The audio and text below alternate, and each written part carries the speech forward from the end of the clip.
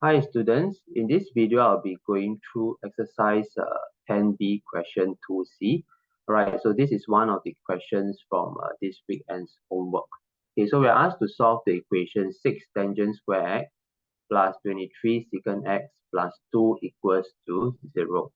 Right, so whenever you see a trigo equation like this, whereby it involves more than one function, okay, one of the things that you should be thinking about is, can I convert everything, okay, in this equation, right, to just one single type of trigo function?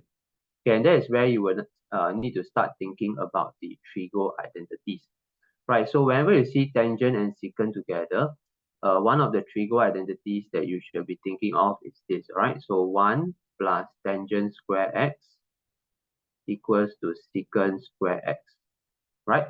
So this will allow us to convert everything to be in terms of secant x. So how can we do that? Okay, so remember for identities, we can always just shift the numbers and the terms around. So in this case, we can always shift the 1 right to the right side to give us tangent square x equals to secant square x minus 1. Right, so once we do this, we can substitute this identity into the original equation, and this is what we are going to get.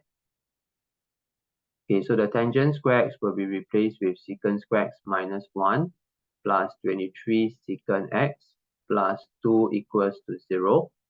Right, so if you expand out, you will get 6 secant square x minus 6 plus 23 secant x, right? Okay, plus 23 secant x plus 2 equals to 0. Right, so let's simplify a bit first. Okay, so plus 23. Okay, plus 23 secant x. Okay, minus 4 equals to 0. Okay, so this equation cannot be simplified further. So now we should try to factorize it. Okay, but before we factorize, let's introduce a substitution first so that the equation becomes more familiar to us. So let y equals to secant x. Okay, so the equation will become 6y squared plus 23y minus 4 equals to 0. Right, so now we can factorize. Okay, so if you are not confident of factorizing directly, you can use the cross method, all right? But over here, I think quite obvious that it will be 6y and y because there's a 23 there.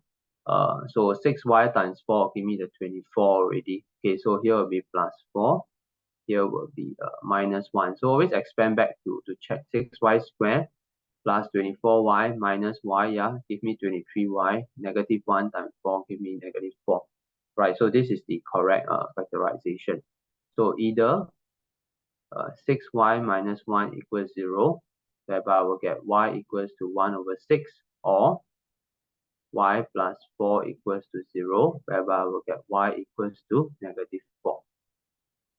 Right, so at this point, we can replace back the secant x. So remember, we are trying to find x, not y. So it will be 1 over 6. So remember, secant is 1 over cosine. Okay, so if 1 over cosine is 1 over 6, then cosine x will be equals to 6. Okay, so at this point, if you try to find the basic angle 1, you find that the calculator will not give you an answer, right? It will give you an error message. Okay, so why is it error? Because if you recall, cosine x, okay, can only range from negative 1 to 1. Okay, because if you think that about cosine is adjacent over hypotenuse. It's impossible for the adjacent side, the ratio over the hypotenuse to be more than 1 in magnitude, right? Because if it's more than 1, that means the adjacent side is longer than the hypotenuse.